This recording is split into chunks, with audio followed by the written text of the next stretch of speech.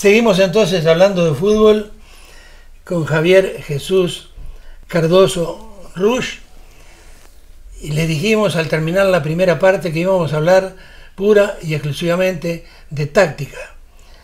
Pero en el intermedio nos visitó, vino a conversar un momento con nosotros nuestro realizador Antonio Abril, que en mi concepto es un muy buen entrenador, sobre todo para niños y para adolescentes, porque es muy, pero muy inteligente.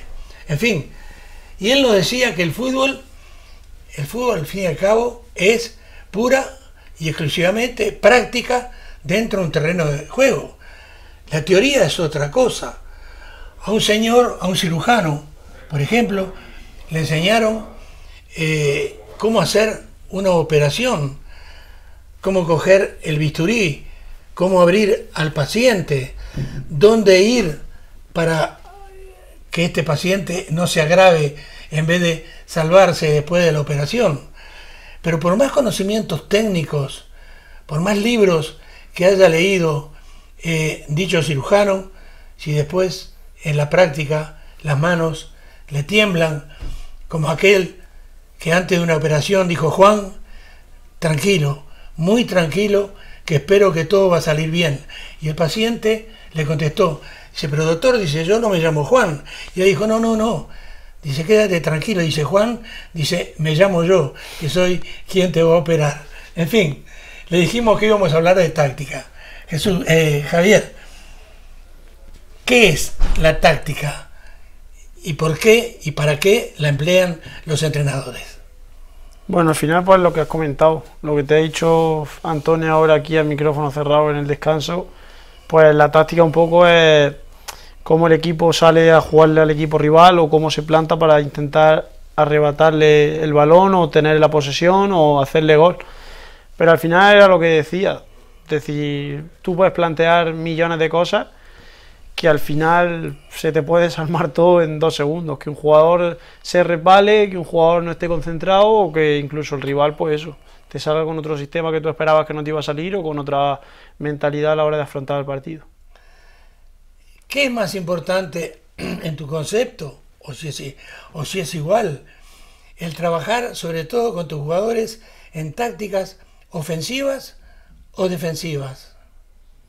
Hombre, a ver, al final, decir, es una pregunta un poco difícil porque hay que trabajar los dos aspectos, porque los dos son importantes, pero para mí es más importante el aspecto defensivo que el ofensivo. Al final por 2 motivos. El primero, porque si tú tácticamente, defensivamente estás bien, tienes más opciones de recibir menos goles. No quiere decir que no vayas a recibir goles, pero tienes menos opciones de recibir goles. ¿Qué pasa? Que cuantos menos goles recibas, más posibilidad tienes de sacar puntos. Porque yo te pongo un ejemplo. Si tú un partido no te hacen gol y tú no haces, sacas un punto. Pero tú en un partido haces 5 goles, pero te hacen 6, no sacas ninguno. Entonces, si tú no recibes goles, te estás asegurando mínimo un punto ya. Pero ¿qué es lo que pasa? Que al final también el trabajo táctico ofensivo es importante. Pero también a mí me gusta un poco que ofensivamente el jugador tenga libertad y tenga un poco esa creatividad que le sale a cada uno. Porque tú a un extremo, a un delantero, lo que hablábamos de Antonio, tú por mucho que trabajes, que un jugador, por ejemplo, en este caso yo, que decía, yo por mucho que trabaje un 1 contra 1, trabaje un autopase, por mis cualidades no te lo voy a dar. Sin embargo, a otro jugador de otras características tú le pides que tenga el desplazamiento que yo tengo y eso no lo va a tener. Pero sí que a lo mejor el trabajo táctico eso lo puede tener todo el mundo. Es decir, que tú le digas a un jugador, sitúate aquí, si el balón está allí, ciérrate o ábrete. Eso al final, si el jugador te presta atención y está concentrado, eso te lo va a dar. Lo que no te puede dar es, yo soy un jugador lento, tú por mucho que me pidas velocidad, yo no te la voy a dar. Eso es imposible. O no me puedes pedir que con la derecha le diga igual que con la izquierda. Son cosas al final innatas. Entonces, la referencia a la pregunta, el aspecto táctico ofensivo es importante, pero me gusta más darle esa creatividad o esa libertad al futbolista y defensivamente sí trabajarlo más y es para mí más importante que el aspecto ofensivo. Ahora,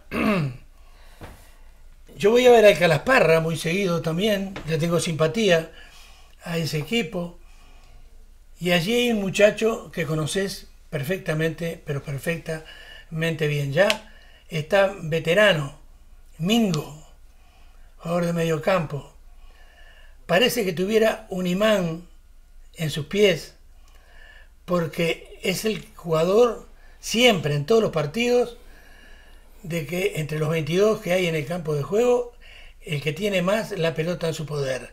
¿Por qué? Por sus movimientos dentro del terreno de juego. La gente dice, lo he hecho, muchas veces lo he sentido, pero ¿qué pasa? Siempre la tiene ese, pero ese la tiene porque ese sabe moverse dentro del terreno de juego, movimiento sin el balón en los pies. Es importante entonces en tu concepto y por qué el trabajar con tus jugadores para que sepan dónde ir, dónde estar cuando tu equipo no tiene el balón en su poder.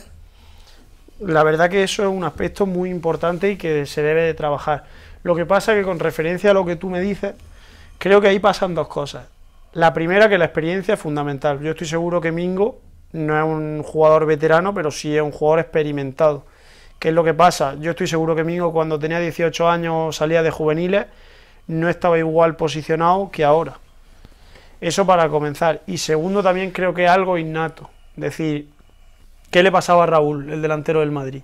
Es decir, tú por mucho que trabajes eso, lo que tenía Raúl de que donde caía el balón dentro del área, ahí estaba él para empujarla, eso es algo innato, es lo que hablamos. Al final tú puedes trabajarlo tú tal, pero es algo innato y es lo que te digo. Son dos cosas. Primero, la experiencia, que es fundamental, porque a mí me pasa, es decir, conforme van pasando los años, con lo que tú vas aprendiendo, primero como entrenador y luego como jugador dentro del campo, te vas dando cuenta de cosas que cuando era juvenil, es lo típico que dices, es que si yo tuviera ahora mismo la cabeza que tengo cuando era juvenil, pues... Pero claro, al final eso te lo va dando y seguro que cuando tenga 35 años, pues diré, es que si tuviera la cabeza que tengo ahora cuando tenía 26, que es lo que tengo ahora, pero al final la experiencia va sobre ruedas y es lo que te hace lo que estás diciendo de Mingo, de que llega y es verdad, es que Mingo es un jugador y que tú no lo ves que diga físicamente un portento de como puede ser N'Golo Kanté, un jugador así que va, corre, tal, él está en su sitio. A Pedrín le pasa lo mismo, Pedrín, compañero mío, le pasa igual, no se mueve dentro del campo, él está clavado en su sitio, pero te maneja el equipo de un lado a otro perfectamente. De hecho es el jugador que posiblemente menos corra del equipo, pero a la vez que mejor lo maneja el equipo. Y al final, pues eso, por su experiencia, por su sabiduría, por su inteligencia, es lo que te hace mover al equipo, estar siempre en el sitio. Javi, en Guayaquil, Ecuador, hay un estadio que se llama Alberto Pedro Spencer.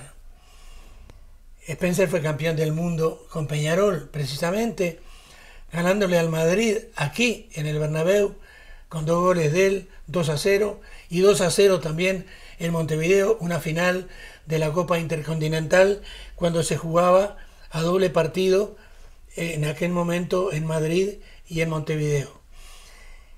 Tuve la suerte, la tremenda suerte, una temporada después de volver de Canadá, de durante 3 meses estar entrenando con el Peñarol, ese campeón del mundo.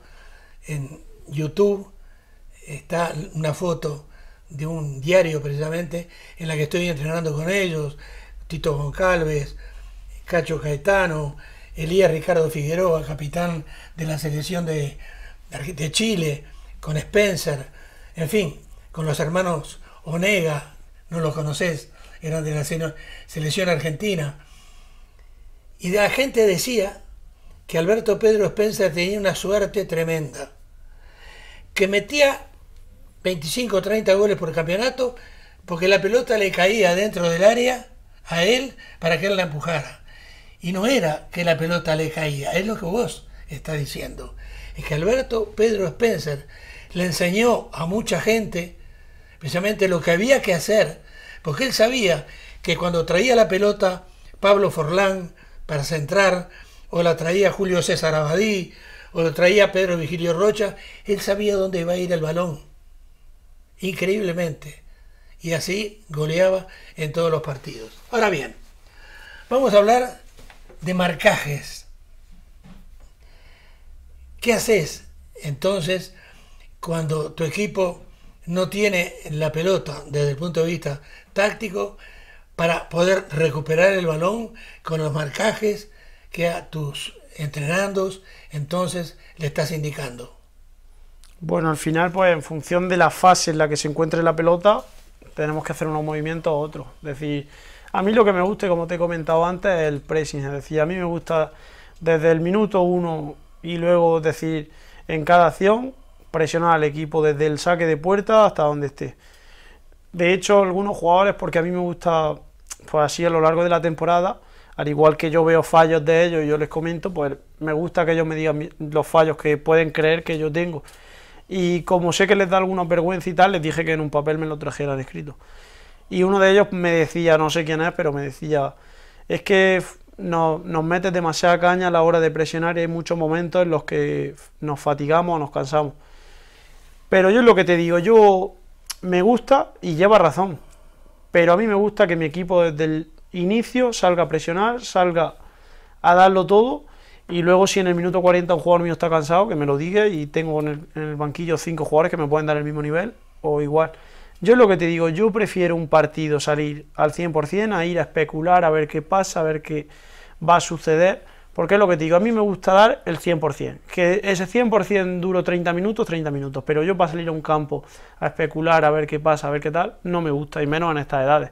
Luego ya en niveles más altos, donde a lo mejor prima el resultado, pues puedes decir, me voy a encerrar atrás y que sea lo que Dios quiera. De hecho, una de las anécdotas que te puedo contar, mi hermano cuando jugaba en el Calasparra, fueron a jugar a Lorca, y el Calasparra estaba en tercera división, pues era un equipo de mitad de tabla baja, y el Lorca Deportivo pues era un equipazo. Y el entrenador salió con 5 defensas y 5 centrocampistas, sin delantero, encerrado atrás, y al final pues el Lorca le ganó, porque es lo que te digo, al final los equipos te someten, y en 90 minutos alguna ocasión van a tener. Y sin embargo tú sin delantero es casi imposible que puedas hacerle gol. Entonces por eso creo que desde el primer momento un equipo tiene que salir a presionar, y siempre y cuando tenga cabeza, pues dar su 100%.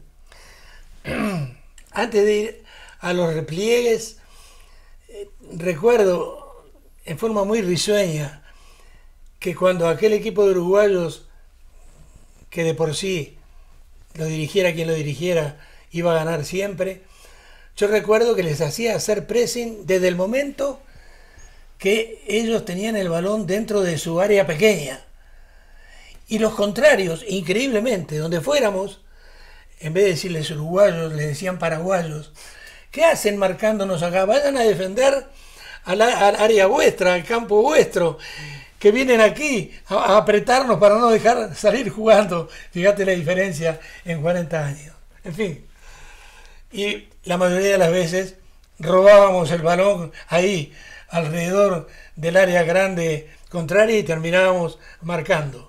En fin, si tu compañero Antonio, que es buenísimo, pierde un balón sobre la punta izquierda, casi al terminar la cancha, el equipo se tiene que replegar, porque ellos recuperaron la pelota. ¿Cómo indicás esos repliegues de acuerdo a lo que el rival haga con el balón? Bueno, al final, pues como tú dices, tras una pérdida tienes dos opciones, o presionar o si no replegarte.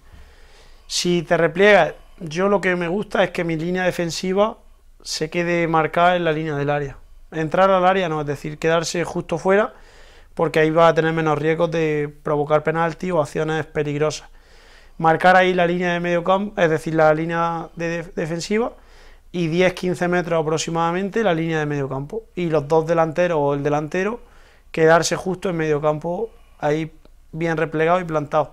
¿Qué es lo que pasa? Que en estas categorías, porque en primera división sí se ve más que el equipo que está defendiendo esté replegado basculando tranquilamente, y el equipo que ataca esté jugando y moviendo la pelota de un lado a otro. Yo lo que creo que pasa en nuestra categoría, sobre todo, o en categorías más bajas donde hay menos nivel, que hay demasiado pelotazo.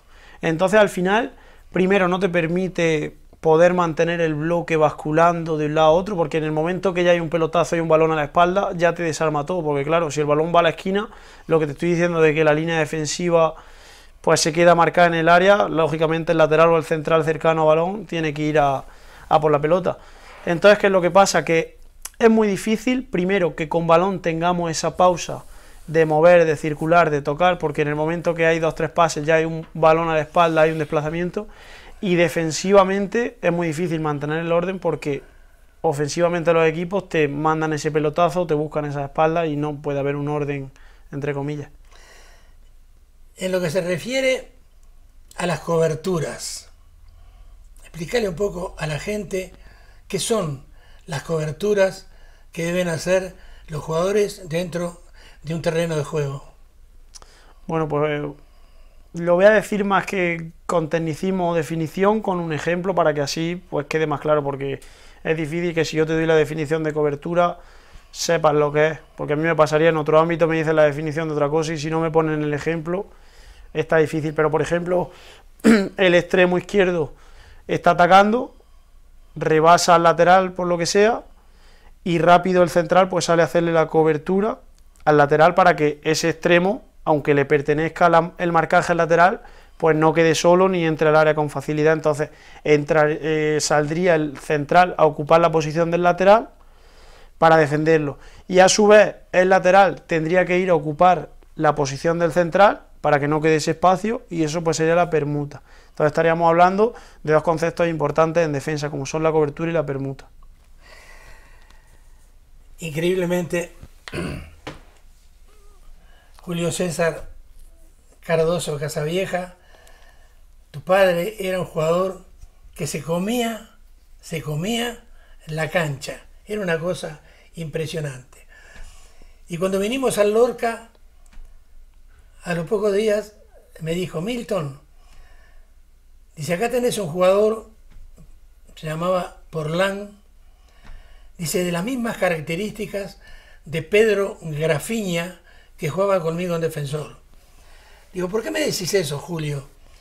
Dice, porque mirá, dice, el profesor de León dirigió Nacional, a Defensor, la selección uruguaya. Dice, me mandaba a mí, a la marca, y a Pedro Grafiña a hacerme la cobertura. Entonces a mí me ordenaba que cuando yo llegaba a la altura del jugador, abriera bien las piernas, incitando al jugador con el balón en sus pies a hacerme un túnel. Y ya estaba Pedro Grafiña atrás haciendo la cobertura para llevarse el balón. Increíblemente me hizo recordar cosas que a mí me pasaban, por ejemplo, con André Irfel, un danés que jugaba conmigo en Estados Unidos, que también era un todoterreno, y yo aprovechaba lo que él hacía para robar balones, pero que en realidad no los robaba yo, sino que los había robado él, como lo hacía tu padre. En fin, ¿qué es, desde el punto de vista táctico, un desdoblamiento? Bueno, un desdoblamiento, pues es lo que te digo. Yo te voy a poner ejemplos, porque si no al final con definiciones y cosas hay mucha gente que no se entera, y es normal, porque a mí me lo dices también e incluso a lo mejor ni me enteraría. Pero bueno, puede haber un desdoblamiento defensivo y otro desdoblamiento defensivo. El más claro puede ser un desdoblamiento ofensivo, que es, por ejemplo, el extremo lleva la pelota, se mete hacia adentro y el lateral pues le dobla para ocupar el espacio que el extremo ha dejado al meterse hacia adentro, y le está doblando para intentar aprovechar ese espacio. Entonces ahí estaríamos hablando de un desdoblamiento ofensivo. Sin embargo, un desdoblamiento defensivo sería todo lo contrario. Lleva la pelota el extremo que está atacando y está con el lateral, pero como el lateral del que ataca está doblando, el extremo que está defendiendo tiene que seguirle la marca para que no se quede solo. Entonces ahí estaría doblando defensivamente al lateral. Entonces es complicado a lo mejor si no se ve gráficamente, pero sobre todo las acciones que más claras se ven son con extremos y laterales, porque muchas veces el extremo se mete hacia adentro y el lateral intenta ocupar ese espacio y lo aprovecha doblándole en su marca. Ahora, dentro de lo que se llaman tácticas ofensivas, el entrenador muchas veces hace hincapié, y debe hacer hincapié, en lo que son los desmarques. Pero por ejemplo, y sobre todo, como vos decís, en categorías base, divisiones inferiores, los jugadores, por lo general, más que a desmarcarse, tienden a descolocarse, que es algo completamente distinto. Entonces, también con algún ejemplo, yo quisiera que le explicaras a la gente qué es realmente desmarcarse y no descolocarse. Bueno, pues en cuanto a hablar de desmarque, el ejemplo más claro que podemos poner quizás sea en el delantero. El delantero centro es el jugador que quizás más desmarques puede hacer en un partido, y tenemos dos tipos: de ruptura, que quiere decir al espacio por detrás de la defensa para buscar ese balón, o sin un desmarque de apoyo, que es venir a jugar con el jugador en corto. Entonces podemos tener las dos opciones, bien sea de ruptura, balón largo para aprovechar el espacio, o bien sea de apoyo para que venga a recibir y jugar en corto, apoyando y ayudando a su compañero. Entonces el delantero quizás sea el ejemplo más claro. Al final todos los jugadores de campo se tienen que desmarcar, incluso el portero, porque un portero juega balón al lateral derecho y tiene que moverse hacia derecha, es decir, desmarcarse hacia su derecha para darle un apoyo por si vienen a presionarle. Entonces al final los 11 jugadores de campo tienen que estar desmarcándose. Ahora, cuando éramos pequeños y jugábamos en el barrio, le robábamos las medias a nuestra hermana o a nuestra madre, le rellenábamos con papel de diario, entonces íbamos formando una pelota de trapo. Después salíamos a la calle, en el barrio, poníamos piedras, que eran los arcos, hacíamos 2 equipos, a los 2 más burros lo poníamos de portero a uno, de portero al otro, y a los otros 2 más burros también de puntero izquierdo y de puntero izquierdo. En fin, eso es lo que hacíamos en aquella época. Entonces, tratábamos de ayudarnos por sobre todas las cosas, increíblemente, con lo que aquí en España se llama el bordillo. Nosotros en Uruguay lo nombramos de una manera diferente. Pero, por ejemplo, cuando nos salía un rival, tirábamos la pelota contra el bordillo de la acera. ¿Qué estábamos haciendo? ¿Te das cuenta de lo que estábamos haciendo? ¿Qué era? Una pared. Muy bien. ¿Qué son las paredes en fútbol? Bueno, pues las paredes al final es lo que tú bien has comentado. Como lógicamente en un campo de fútbol no hay bordillo y no se puede jugar con el bordillo o con una valla o lo que sea, pues es jugar con tu compañero y que tu compañero te la devuelva, pero siempre rebasando a un rival. Si no rebasas al rival es un pase simple y un pase y devolución. Pero si tú juegas y te la devuelves y has rebasado a un contrario, eso es una pared. Ahora, en un movimiento defensivo, para explicarle tácticamente lo que debe hacer un lateral, por ejemplo, que es desbordado por fuera o por dentro, por un extremo, por un rival, vos le indicás a ese jugador tuyo que corra en la misma dirección que el que se le fue con la pelota, o por ejemplo, que corra en diagonal hacia su propia área. ¿Qué es lo que debe hacer tácticamente hablando y por qué? Bueno, pues al final, si el jugador que lleva pelota va en línea recta, el que está defendiendo tiene que ir en diagonal, porque así está achicando terreno al rival. Es decir, si tú al final vas en diagonal, vas a cortar metros. Nosotros tenemos un jugador que es Salva Zafra, no sé si lo conoces, de nuestro equipo, que juega de central y es súper listo, súper listo. Es un jugador que no parece rápido, que no parece que es muy veloz, pero siempre llega al cruce, y es por eso, porque es muy inteligente y sabe en el momento que tiene que tirar esa diagonal al rival, y él se pone en medio y se planta y le corta el recorrido al jugador que tiene balón.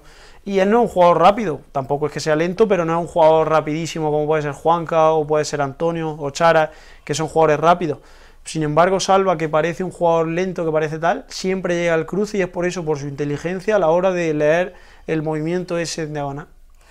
Es importante, Javi, el control del juego, la conservación del balón. Por ejemplo, yo te cuento, y ahora vos me vas a decir también con ejemplos, que aquel Peñarol que yo te hablaba, que tenía unos nenes que aquí no conocen, o los que pintan cana así, Julio César Abadí como extremo derecho, triunfó en España durante muchos años, en Italia, en la Fiorentina, Pedro Virgilio Rocha, un interior derecho que aún vive en Brasil, Héctor Lito Silva jugó muchos años conmigo cuando éramos pequeños en el Corralito, un equipo de barrio, y después en una selección juvenil. Y Alberto Pedro Spencer y Juan Víctor Joya, que era una joya peruana extraordinaria que había jugado en Boca Juniors.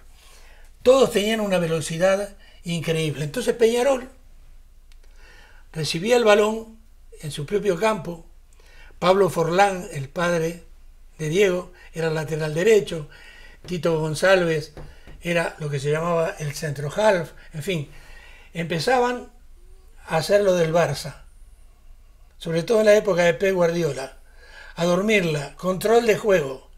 ¿Por qué? Porque sabían que en cualquier momento el negro Spencer pegaba un pique, que de 10 veces 8 lo cobraban fuera de juego sin serlo, porque era más rápido que la pelota. Entonces, en tu concepto, ese control de juego que tiene que tener tu equipo, ¿tiene algo que ver con los cambios de ritmo, por ejemplo? Sí, hombre, claro que tiene que ver.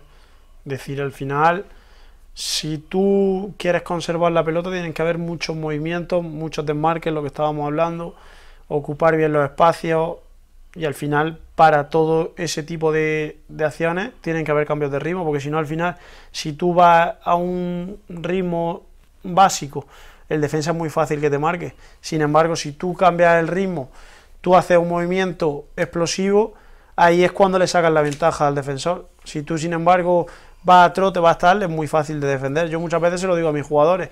Si tú al final estás estático, estás quieto o vas a un ritmo muy básico, te van a defender muy fácil. Sin embargo, si tú haces un movimiento de irme a izquierda, me voy a derecha, explosivo, ese segundo, ahí ya le está ganando la ventaja al rival, porque tú sabes dónde quieres ir o dónde vas a ir. Sin embargo, si tú vas tranquilo, vas a trote, vas a tal, te van a marcar con mucha facilidad. Yo, por ejemplo, al final, como si fuera central, yo tengo un delantero como Suárez o un delantero como Benzema, voy a preferir 20 veces que me den a Benzema, y mira que Benzema tiene 20 veces más calidad que Suárez, pero al final tú ves venir con esa agresividad, con esa intensidad a Suárez a presionarte, y ves a Benzema que va a presionarte pero a un ritmo mucho más lento, pues que te venga, o que te marque un defensa como Sergio Ramos, a que te marque un defensa con poca intensidad tal. Al final, en el fútbol, si tú vas intenso, tú vas tal, por muy poca calidad que tengas, yo prefiero un jugador con calidad que me marque, pero que no sea agresivo, a un jugador que sea agresivo y no tenga nada de calidad, porque si no, al final, tú cuando vas a recibir la pelota, inconscientemente ya tienes en la mente y decir, madre mía, este me va a reventar, y no juegas con la misma tranquilidad que si sabes que, bueno, tiene calidad, pero va a venir y te va a presionar un poco y va a estar. Entonces, al final, el cambio de ritmo es fundamental cuando quieres conservar el balón. Y un tema que no sé si dominarás, el cambio de orientación. ¿Por qué, Javi, sobre todo cuando te vemos dentro del terreno de juego, por qué tanto cambio de orientación y no, por ejemplo, estar sobre la derecha y jugar, como decía un famoso jugador campeón del mundo con Uruguay, el Vasco Sea, cortita y al pie, decía él, cortita y al pie? Sin embargo, Javi levanta la cabeza y busca instantáneamente el cambio de orientación, porque o Antonio o Acraf, creo que se llama también, quien lleva el número 11, sabe perfectamente bien que ya está picando por el otro lado. ¿Por qué? ¿Para qué sirve ese cambio de orientación? Bien, para empezar, lo más importante que tiene que tener un futbolista, Milton, es saber sus cualidades. Es decir, al final, un futbolista no es mejor por tener muchas cualidades o muy buenas cualidades, sino por saber aprovechar las cualidades buenas que tiene e intentar esconder las malas o las que no puede tener. Entonces, al final, tú mira mis partidos y tú me verás que yo más de 1 o 2 toques no le voy a dar a la pelota, porque yo sé que en el momento que le doy más de 2 toques seguramente la vaya a perder. De 10 balones voy a perder 11. No tengo buen 1 contra 1, no tengo velocidad. ¿Qué es lo que yo tengo bueno? Pues balón parado y desplazamiento, y que a lo mejor pues hablo mucho y mando al equipo en el buen sentido. ¿Qué es lo que pasa? Pues al final yo se lo digo a mis compañeros, y es fundamental que tengamos esa perspectiva en el fútbol, de que cada uno sepa aprovechar sus cualidades. Si yo soy un jugador veloz, pues lo que tengo que hacer es aprovechar esa velocidad. Si yo soy un jugador que tiene un buen cambio de orientación, pues tengo que aprovechar eso y ya está, y jugar fácil, y cuando tenga para desplazar, pues desplazar. Y el cambio de orientación, pues lo que veníamos hablando. Es decir, al final los equipos deben de estar bien ordenados y deben de estar bien plantados. ¿Qué es lo que pasa? Que si tú estás en una banda, estás en una zona, el equipo tiene que bascular, es decir, tiene que moverse hacia ese lado. ¿Qué es lo que pasa? El lado contrario te lo está dejando vacío o te está dejando menos gente, porque lo normal es que si tú tienes el balón en el lado izquierdo, pues en ese lado tengas más defensores que en el otro lado que no está el balón. Al final, el equipo, tanto que ataca como que defiende, se tiene que mover en función de la pelota. ¿Qué sucede? Que si el balón está en una banda, el lado contrario va a estar con menos gente o vacío. Hay que aprovechar y cambiarlo al otro lado, por eso es cambio de orientación, para ya aprovechar con un jugador de tu equipo que aproveche ese espacio y ocuparlo con el lateral o con el extremo, que suelen ser.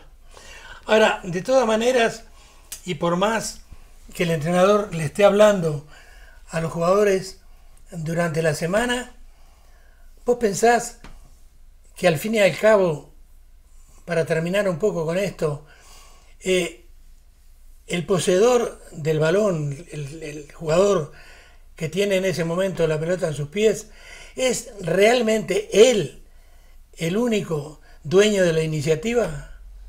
Para nada, al revés. Es decir, al final los compañeros son los que te marcan un poco dónde va la pelota. De hecho, yo por ejemplo, te hablo de mí, soy un jugador que si está rodeado de buenos jugadores, soy uno más, y si está rodeado de malos jugadores, soy otro más. Porque yo en función de con quién esté rodeado, me siento bueno o me siento malo, porque yo lo que te digo, yo juego 1-2 toques, entonces si mis compañeros me dan apoyo, me dan movilidad, me dan desmarque, pues al final me voy a sentir bueno por lo que te digo. Es lo que pasaba en la época del Barcelona. En la época del Barcelona, cuando jugaba Iniesta, jugaba Xavi, jugaba Busquets a su buen nivel, estaba Villa, es decir, al final eran todos tan buenos que subía Tello y era otro más, subía Pedrito y era otro más, subía a Boyan y era otro más, es decir, subiera quien subiera, era otro más, pero pues claro, estás rodeado de gente buena y al final es lo que pasa en el fútbol. Al final, si tú estás rodeado de gente buena, en este caso lo que estamos hablando, de tú tienes la pelota, la iniciativa te la va a marcar tu compañero, porque yo por mucho que tenga pensado hacer un cambio de orientación, si en ese cambio de orientación mi lateral o mi extremo no me hace el movimiento, no puedo hacer ese cambio de orientación, el balón se iría fuera de banda. Entonces al final quien te marca dónde va el balón o quien te marca la iniciativa de la jugada es tu compañero, no eres tú que tienes la pelota. Ahora, para terminar entonces, como última pregunta, antes de referirnos a lo que hablaremos en la próxima entrega, hablemos de vigilancia.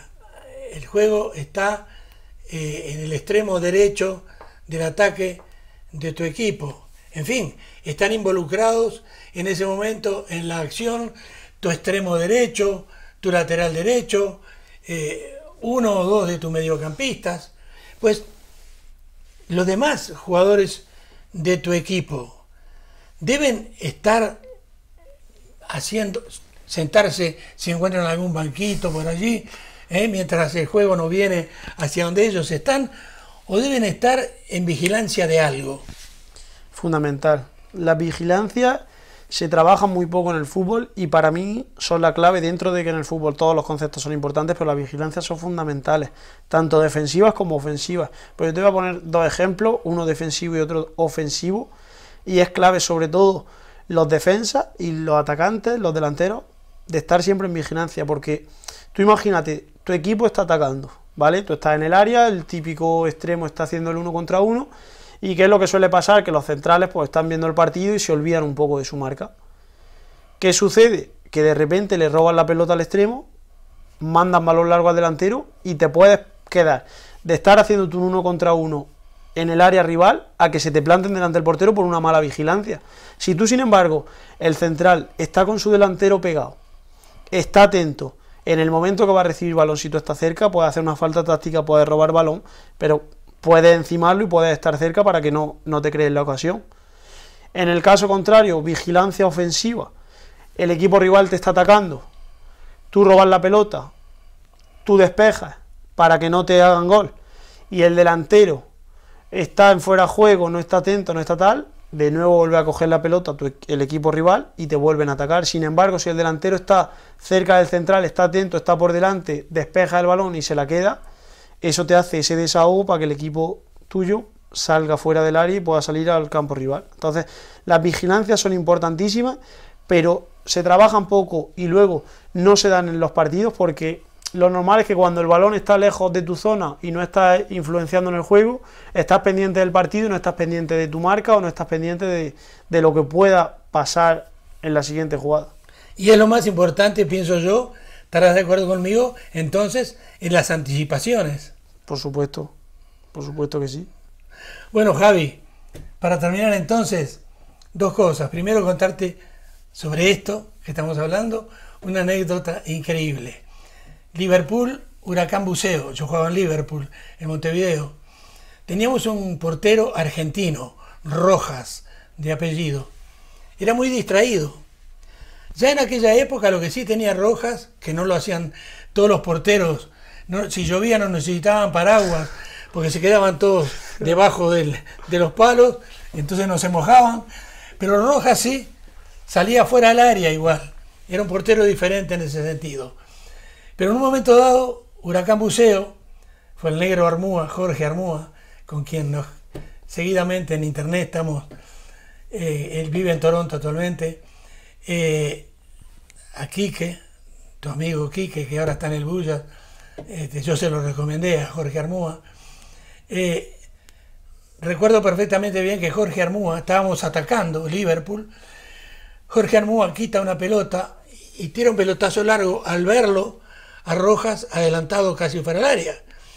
Entonces la pelota le viene a picar casi al lado y nosotros a Rojas, la pelota, y él no estaba atento, no estaba haciendo vigilancia ninguna. Pero aquí, Javi, es increíble, que cuando se dio cuenta, la pelota ya lo había rebasado, se da vuelta y sale corriendo atrás del balón. Cuando ve que no va a llegar, se tira, el balón pega en uno de los verticales, le pega en la cara y se mete. Gol en contra. En fin, realmente en Belvedere, en nuestro campo, perdimos 0-1 con Huracán Buceo con gol del negro Armúa. Te invito para dentro de 15 días, yo te dije el otro día, para una última reunión, para hablar acerca de qué es saber de fútbol, desde el punto de vista del hincha común, desde el punto de vista del fanático, desde el punto de vista del ultra, desde el punto de vista del que va a haber un equipo, va a haber un partido, pero hay quienes van a ver solo un equipo, el suyo, el otro no. En fin, vamos a tratar dentro de lo que nosotros podemos y lo que puedas hacer, qué es entonces el título, qué es saber de fútbol. ¿Puede ser? Bueno, vamos a intentarlo. Lo único que a lo mejor yo creo que sé de fútbol y tampoco sé. Entonces... Muy bien. Muchísimas gracias entonces a todos ustedes y dentro de 15 días tendremos nuevamente a Javier con nosotros hablando de este tema tan, pero tan multitudinario en el mundo. Hasta la semana que viene.